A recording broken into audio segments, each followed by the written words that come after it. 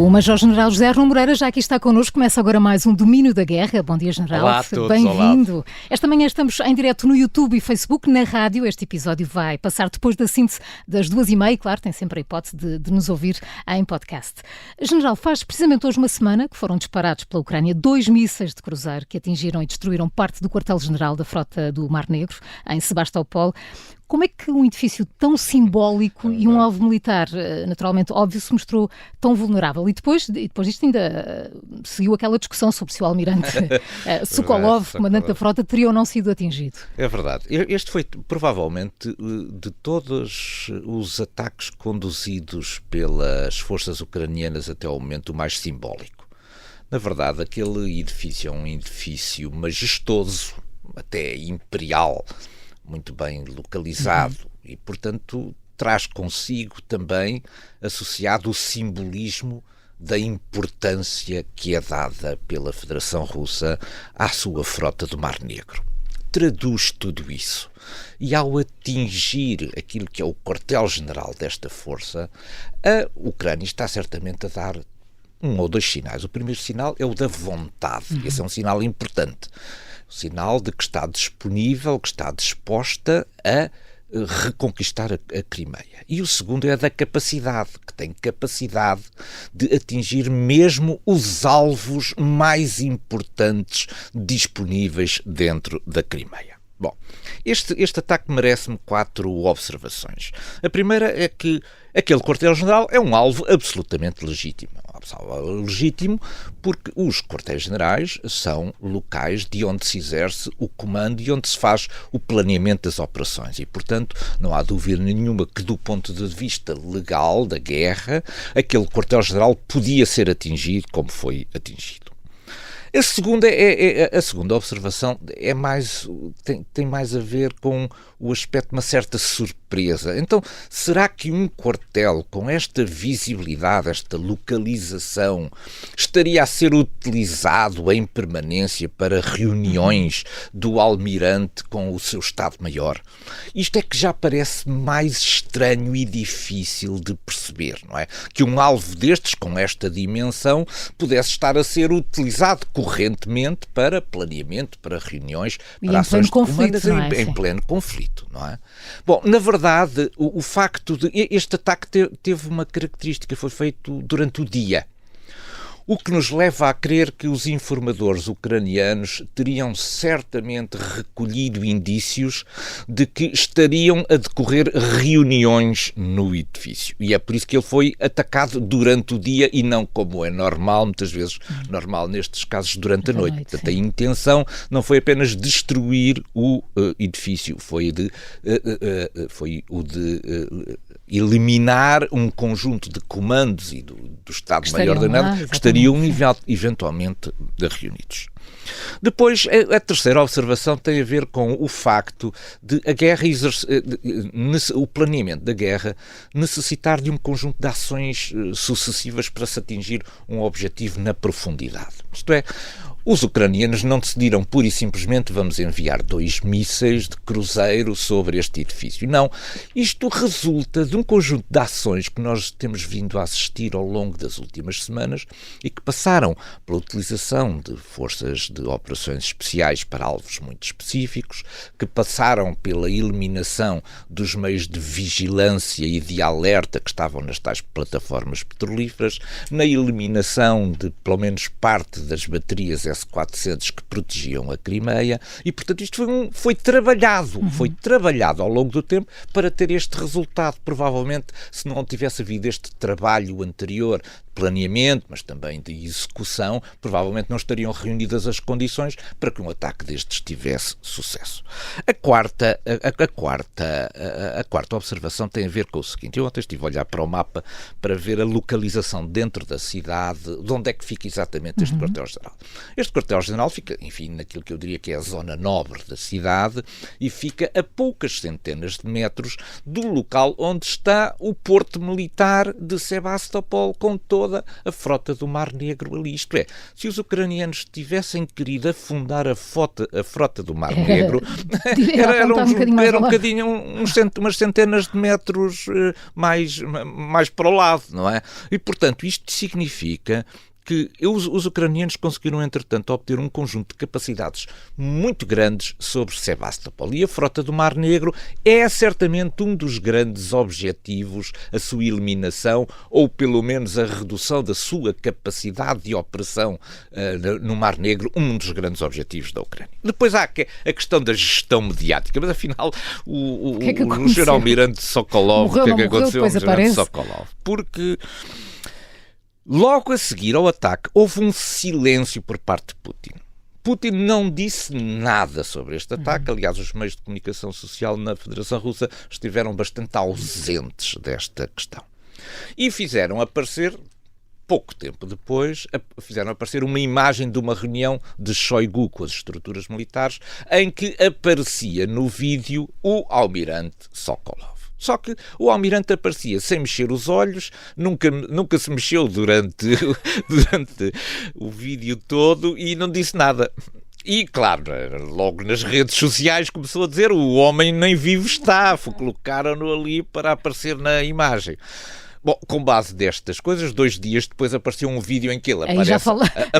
Mas o vídeo também agora também se diz que o vídeo não tem data atribuída, que ele pode estar ou não estar vivo. Bom, isto talvez não é o mais importante. O que é importante é a gestão mediática que, entretanto, a Federação Russa fez sobre isto. Isto é, ao manter o suspense sobre o que tinha acontecido ao almirante Sokolov, desviou todas as narrativas para a discussão do ataque em si, não é? Do ataque em si. E das baixas que existiram. Exatamente. Já ninguém falou do ataque ao quartel-general e passou tudo a falar sobre o almirante Sokolov. Isto, portanto, é muito interessante ver como se lançam e geram e se gerem estes temas que não são importantes para desviar a relevância que teve o ataque ucraniano ao quartel-general da frota do Mar Negro. Vamos ver se haverá próximos vídeos com o almirante Sokolov para ficarmos sem dúvidas sobre isto. Vamos continuar no terreno. Depois, na semana passada, termos falado aqui da conquista de 2 povoações muito disputadas a sul de Bakhmut. Esta semana não houve anúncio de qualquer conquista. General, como é que estamos? Como é que estão as coisas na frente de combate? Sim. Bom, continuam muito dinâmicas porque a Federação Russa continua com vontade em não perder nenhum metro de terreno e, portanto, sempre que tem uma desfeita, digamos, do ponto de vista militar, tenta depois reconquistar através de um conjunto de contra-ataques localizados. Mas não tem tido sucesso, na verdade.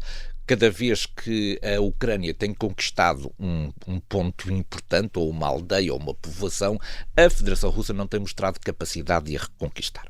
Nós temos que ter aqui talvez realçar aqui 1 ou 2 aspectos que me parecem importantes. O primeiro é este. Nós não podemos estar numa operação ofensiva sempre a atacar. Isto é, as forças, depois de obterem, de um ponto de vista tático, um determinado resultado e conquistado um determinado objetivo, têm que se reorganizar.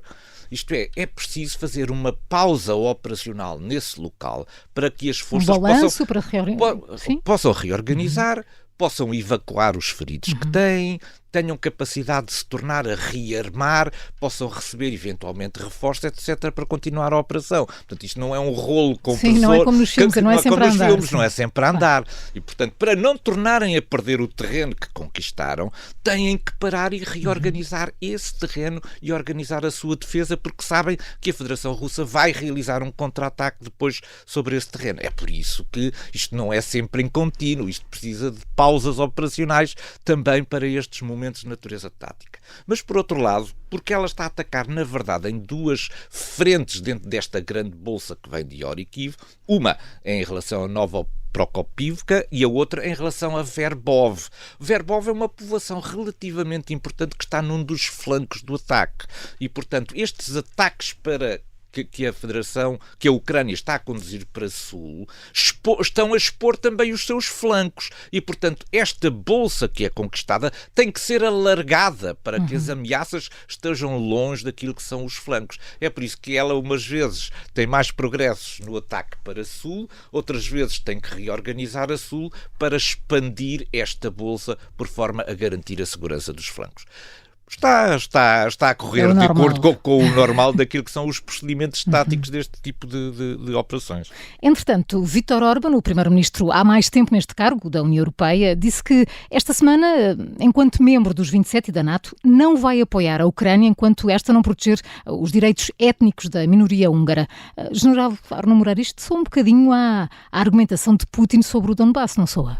Eu fiquei muito preocupado estou sempre preocupado com as declarações de Viktor Orbán, mas desta vez fiquei especialmente preocupado. E especialmente preocupado pelo seguinte. Há aqui talvez uma ou duas observações que me parecem importantes. Primeiro, é impressionante como nós temos critérios absolutamente rígidos para a adesão de um país a uma organização onde estão as organizações, onde estão os países que são democracias liberais, e depois, a partir do momento em que esses países aderem, já podem mudar completamente de regime sem nunca serem sobre eles impender a questão de poderem eventualmente ser afastados outra vez da organização.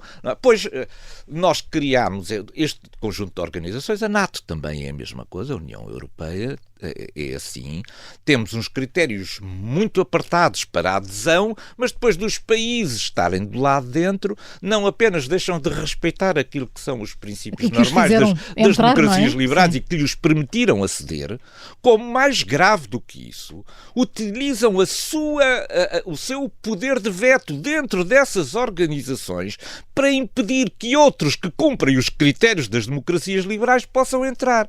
Isto realmente é muito estranho, a forma como nós criamos organizações para as quais as democracias que não são liberais impedem a entrada de óbvias democracias liberais outra vez dentro deste sistema. Mas a questão de Orbán é mais complicada, porque Orbán o que vem dizer é que ele não apoia, é que a Hungria não apoia a entrada da Ucrânia nestas organizações porque está preocupado com a forma como são tratadas as minorias étnicas húngaras que vivem na Ucrânia. Ora, isto foi exatamente a argumentação que foi utilizada por Putin para invadir o Donbass e a Crimeia. Ou seja, isto levanta-nos uma dúvida para a qual Viktor Orbán nos devia vir imediatamente esclarecer. A sua aliança com Putin é apenas de natureza ideológica ou a Hungria alimenta a vontade de uma expansão territorial sobre uma Ucrânia desintegrada em que possa vir a ficar com as partes que são habitadas pela sua minoria húngara? Isto é, o apoio de Orbán a Putin é apenas de natureza ideológica ou existe aqui uma visão imperial em que acha que se a Ucrânia perder a guerra e se desintegrar, ainda vai sobrar um pedacinho para a Hungria? Isto é gravíssimo e era importante que Viktor Orbán nos esclarecesse disso. E ainda há uma coisa aqui para a qual nós tardamos a acordar, é que a Hungria, por causa do esquema rotativo da presidência do Conselho da União Europeia, vai ser em 2024, vai ter a presidência disto. Ora, eu acho que é preciso encontrar maneira de impedir que a Hungria, com as posições que tem tido anti-Europa, seja ela a liderar as grandes reuniões que sobre este tema certamente vão ter que ser discutidas em 2024. Vamos ter que encontrar aqui uma solução política mais complicada. General, o ministro da Defesa russo, Sergei Shoigu, disse esta semana perante as câmaras, numa reunião alargada com as FIAs militares, que a implementação dos planos de ação previstos até 2025 vai permitir atingir os resultados fixados para a operação militar especial na Ucrânia. Portanto, parece que já nem em 2024 será. Pois, Shoigu não é a primeira vez que nós trazemos Shoigu aqui para a cortina de fumo. Não é a primeira vez, porque Shoigu, primeiro, tem um estilo muito particular, que eu chamaria o estilo anti-heróico. Isto é, nós quando ouvimos os discursos de Shoigu saímos desmotivados. E nós não somos russos, quer dizer, muito mais os russos hão de sair completamente derrotados depois de ouvirem os discursos de Shoigu. Shoigu tem um discurso anti-heróico. Isto é, cada vez que lhe colocam uma pergunta, as suas respostas, em vez de serem mobilizadoras, são altamente desmobilizadoras. Ele foi apanhado no outro dia numa entrevista, houve um jornalista que se aproximou e lhe fez a seguinte pergunta: vamos ganhar? E ele abriu os braços, numa atitude como quem diz, não faço a mínima ideia, e disse assim: não temos outra possibilidade. Isto não é nada heroico, nem motivador. Do Ministro da Defesa, não é? Do Ministro da Defesa. Ora, o que acontece agora nesta reunião foi uma reunião com o Ministério da Defesa e alargada às chefias militares, é que ele vem dizer uma coisa ainda mais estranha. Vem dizer que o conjunto de medidas que estão a ser tomadas vão ter efeito em 2025. Isto é, então 2024 já está posto de parte. Ninguém espera nada do ponto de vista militar significativo da Federação Russa durante 2024. Isto tem a ver, do meu ponto de vista, com duas coisas. Primeiro, Shoigu conhece melhor a realidade do que Putin. E, portanto, reconhece que há muitas dificuldades do ponto de vista militar à frente da Federação Russa. Essa é uma questão. E a segunda, e talvez isso seja aqui a grande cortina de fumo, é que ele, na verdade, está a tapar aquilo que é a incapacidade militar da Federação Russa de resolver por meios convencionais uma guerra na qual não se devia ter metido. E, portanto, ele, de alguma maneira, está a baixar as expectativas junto da população russa relativamente àquilo que são as possibilidades militares desta guerra.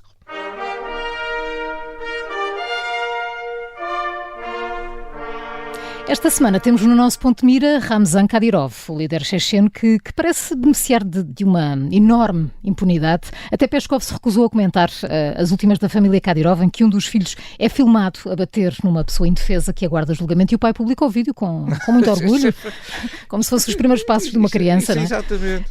General, o que é que se está a passar na relação entre Kadyrov e o Kremlin?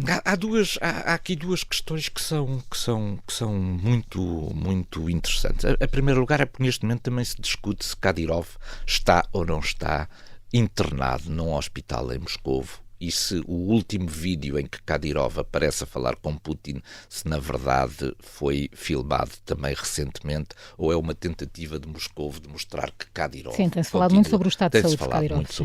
Mas o grande problema aqui, e que nos coloca a família Kadyrov no ponto de mira, é esta ação, que foi uma ação que foi absolutamente preparada. Isto é, deixaram sozinho um desgraçado de um jovem, enfim, ele é acusado de ter queimado o Corão, não sabemos se isso ocorreu ou não, ele não foi julgado também, mas ele estava na sala de espera e foi deixado sozinho com o filho de Kadyrov, que vem mais ou menos fardado, e que vem dar umas joelhadas, uns pontapés nesta pessoa indefesa. E o pai publica isto nas redes sociais como se fosse um dos acontecimentos mais notáveis, andar de bicicleta, mais notáveis do filho.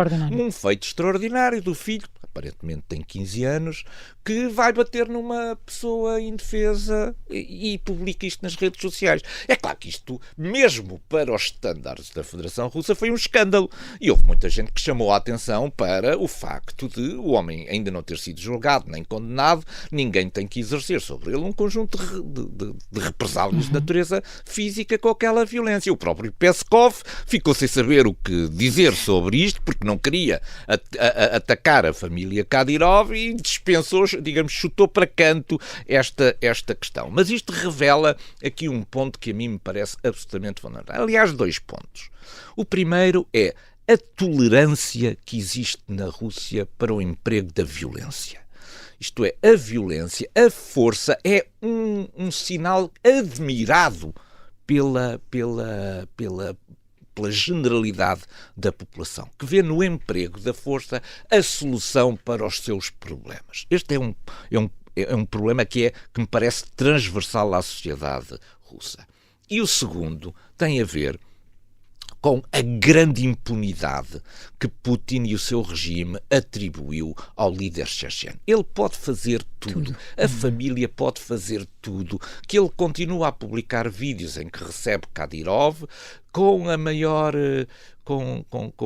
empatia com o líder checheno. Ele sabe que ele tem que proteger Kadyrov na Chechênia, porque aquilo que pode acontecer na Chechênia pode ser muito desagradável no caso de Kadyrov não ser protegido. E convém tê-lo do lado dele, não é? E, portanto, toda esta impunidade da família Kadyrov é absolutamente visível numa enorme tentativa do Kremlin de proteger Ramzan Kadyrov e o seu regime na Chechênia. General Arnaud Moreira, muito obrigada por mais um Domínio da Guerra. Voltamos na sexta, à hora do costume. Muito obrigado.